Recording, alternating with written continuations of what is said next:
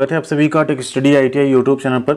ITI pass out candidates के लिए railway की तरफ से एक अप्रेंटिसशिप आई हुई थी, जिसका कि यहाँ पे डॉक्यूमेंट वेरिफिकेशन भी हो चुका था और अब वहाँ से फाइनल मेरिट लिस्ट जारी हो चुकी है। तो उसी के बारे में इस वीडियो में बात करेंगे। उससे पहले आप सबसे रिक्वेस्ट करेंगे प्लीज़ वीडियोज़ को लाइक जरूर किया करिए एंड साथ में चैनल पर नए हैं सब्सक्राइब नहीं किया है तो सब्सक्राइब करके बेल आइकन को दबा लीजिएगा। आप सभी के लिए हर तरह की इन्फॉर्मेशन और अपडेट जो आईटीआई से जुड़ी होती हैं, साथ में पढ़ाई की वीडियोज़ हम आप सबके लिए लाते रहते हैं। करंट में आप देखें तो CSIR में परमानेंट जॉब आई हुई है, GRSC की अप्रेंटिसशिप आई हुई है, तो उसमें अगर आप एलिजिबल होते हैं तो ज़रूर उसका फॉर्म भर दीजिएगा। एंड साथ में अप्रेंटिसशिप पोर्टल पे जिनको रजिस्ट्रेशन करना हो, आप सबके लिए यहाँ पे एक लेटेस्ट वीडियो हमने बना दिया है, कैसे आप स्टेप बाय स्टेप अपना रजिस्ट्रेशन कर सकते हैं। तो ये सारी इन्फॉर्मेशन आपको चैनल पर लेटेस्ट वीडियो में अवेलेबल मिलेगी, उसे भी आप लोग ज़रूर चेकआउट कर लीजिएगा।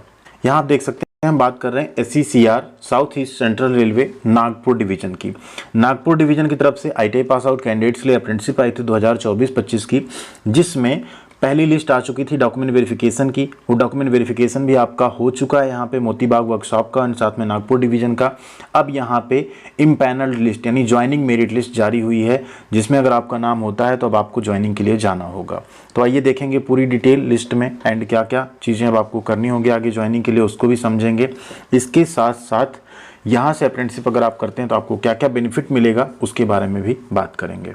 तो ये है आपका SECR नागपुर का मेरिट लिस्ट। आप देख सकते हैं 28 अक्टूबर 2024 को ये जारी किया गया है पर्सनल डिपार्टमेंट की तरफ से। एंड इसमें क्लियरली बोला गया कि 8 अप्रैल 2024 को नोटिफिकेशन आया था, जिसमें कि डॉक्यूमेंट वेरिफिकेशन कराया जा चुका है और उसी क्रम में फाइनल मेरिट लिस्ट यहाँ पे ज्वाइनिंग के लिए जारी की जा रही है। अब इस मेरिट लिस्ट में अगर आप देखेंगे तो आपको क्या क्या मिलेगा। सबसे पहले फिटर ट्रेड की जैसे मेरिट लिस्ट है, एप्लीकेशन नंबर आपका कोड मिल जाएगा, trade, candidate name, candidate date of birth, father's name, category. अब यहाँ ST category as unreserve category select हुए क्योंकि इनका परसेंटेज ज़्यादा था। अनरिजर्व एक ऐसी कैटेगरी होती है जिसमें आप किसी भी कैटेगरी से हो, अगर आपका परसेंटेज अच्छा है तो आप उसमें सेलेक्ट हो जाते हैं, ऐसा नहीं जरूरी होता है। इसमें सिर्फ जनरल कैटेगरी ही सेलेक्ट होंगे। आप देखिए शुरुआत में अगर आप देखें तो यहाँ पे टॉप 7 कैंडिडेट जो हैं अदर कैटेगरी के हैं जो अनरिजर्व में सेलेक्ट हुए, उसके बाद कोई अनरिजर्व कैटेगरी का यहाँ पे सेलेक्ट हुआ है। ठीक है, तो ये सारी चीज़ें भी आपको समझ होनी चाहिए जिससे आपका सिलेक्शन आसान हो जाता है। तो यहाँ पे आप देखेंगे ओवरऑल अगर मेरिट आप देखिए तो 92% यहाँ पे गई फिटर की अनरिजर्व कैटेगरी में, और लोएस्ट मेरिट अगर यहाँ पे देखेंगे फिटर में जो सिलेक्शन हुआ होगा, मुझे नहीं लगता शायद 75% से नीचे आई थिंक सिलेक्शन हुआ होगा। हाँ, PWD कैटेगरी में जा सकता है कई बार मेरिट नीचे, अदरवाइज लगभग आप देखिए 77% तक पे यहाँ सिलेक्शन हुआ है। ठीक, इसके बाद आप देखेंगे अगला ट्रेड यहाँ पे आपका स्टार्ट हो जाता है। ठीक, फिटर ही अभी चल रहा है। फिटर के बाद आप देखें कारपेंटर ट्रेड है, तो जिसमें भी आपने अप्लाई किया हो आप इसमें नाम सर्च नहीं कर पाएंगे, आपको इसमें देखना होगा उस ट्रेड में जाके। इसको हम टेलीग्राम पे शेयर कर देंगे, अगर आप लोग टेलीग्राम पे नहीं जुड़े हैं तो जुड़ जाइएगा। हम सभी तरह की इन्फॉर्मेशन अपडेट और PDF वहाँ पे शेयर करते हैं। साथ में आप लोग वहाँ पे कोई भी आपका सवाल हो तो भी पूछ सकते हैं, जिसका हम जवाब भी आपको ज़रूर देते हैं। तो ये है पूरी मेरिट लिस्ट। अब इसमें जो जो कैंडिडेट सेलेक्ट हुए उन्हें क्या करना होगा, इसमें नीचे देखते हैं कि क्या डेट दी गई है ज्वाइनिंग की या आपको मेल के माध्यम से बुलाया जाएगा, उसको भी यहाँ पे पहले समझ लेते हैं। यहाँ पे आप देखिए फिर electrician act apprenticeship Motibagh workshop का दिया गया, तो इसमें आपका नागपुर एंड मोतीबाग वर्कशॉप दोनों का है, तो वो आप लोग देख लीजिएगा। एंड स्टैंड बाई में भी यहाँ पे कैंडिडेट्स को रखा गया, तो आप जिनका स्टैंड बाई में रखा गया है उन्हें भी DV के लिए जाना है। अगर ऊपर से कोई रिजेक्ट होता है या नहीं सेलेक्ट होता है, किसी रीजन से नहीं जाता ज्वाइन करने, तो स्टैंड बाई कैंडिडेट जो हैं इनको मौका मिलेगा, ये ध्यान रखना है आपको। ठीक है, अब नीचे देखिए ये जो कैंडिडेट्स हैं ये इम्पैनल्ड है, अप्रूवल जो कंप्लेंट अथॉरिटी उनके अप्रूवल के बाद अब इसमें आपको जाना होगा। वेरिफिकेशन आपका जो डॉक्यूमेंट है वो तो हो चुका है, साथ में आपका कास्ट सर्टिफिकेट वेरिफिकेशन ये सब कुछ भी हो चुका है। अगर नहीं है तो आप लोगों को उसका सेंट्रल का भी ले जाके ज्वाइनिंग के टाइम पे देना पड़ेगा। ठीक, इसके अलावा आपका यहाँ पे एक मेडिकल फिटनेस सर्टिफिकेट दिया गया है, एक घोषणा पत्र है, इसे आपको अपने गार्जियन से जो है साइन करा के भी ले जाना होगा। ठीक है, गार्जियन का नहीं, इसमें आपका एक स्वयं का घोषणा पत्र है, उसे आपको यहाँ पे फिल करके ले जाना होगा। इसके नीचे आपको मेडिकल फिटनेस सर्टिफिकेट एक मिल जाएगा, इसको आपको बनवा के ले जाना है गवर्नमेंट हॉस्पिटल से। फिर आप इसके नीचे अगर आते हैं तो यहाँ पे आपको मिल जाएगा कुछ इंपॉर्टेंट इंस्ट्रक्शन।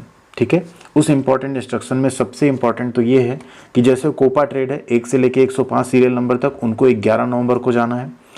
फिर आपका ट्रेड वाइज आप देखेंगे 12 नवंबर को है, फिर 13 नवंबर को इलेक्ट्रीशियन की ज्वाइनिंग है, 14 को भी इलेक्ट्रीशियन है, फिर वायरमैन है, फिर फिटर है। ये यहाँ आपको ट्रेनिंग के लिए रिपोर्ट करना है, कहाँ पे, 3rd floor senior DPO office Kings Bay SEC railway Nagpur, यहाँ आपको जाना होगा। नीचे ज्वाइनिंग शेड्यूल दिया हुआ है। लेके क्या क्या जाना है, मेडिकल फिटनेस आपका ले जाना है, साथ में आपका जो है कास्ट सर्टिफिकेट सेंट्रल फॉर्मेट का ले जाना है आपको, ठीक, जिन्होंने डीवी के टाइम पे अगर नहीं सबमिट किया था उस केस में, 4 passport size photograph, copy of Aadhaar card, pan card, bank passbook या एंड एक ब्लैंक चेक आपको ले जाना है, ठीक है। और आपको रिपोर्ट कहाँ करना हमने यहाँ पे बता ही दिया है। अप्रेंटिसशिप इंडिया पे आप रजिस्ट्रेशन कर लीजिएगा, अपनी प्रोफाइल कंप्लीट कर लीजिएगा, KYC एंड बेनिफिशियरी आईडी आपका जनरेट होना चाहिए, तभी आपका यहाँ पे कॉन्ट्रैक्ट जनरेट हो पाएगा। कुल 652 कैंडिडेट यहाँ पे सिलेक्टेड हैं एंड 11 नवंबर से लेकर 21 नवंबर 2024 तक यहाँ पे ज्वाइनिंग है।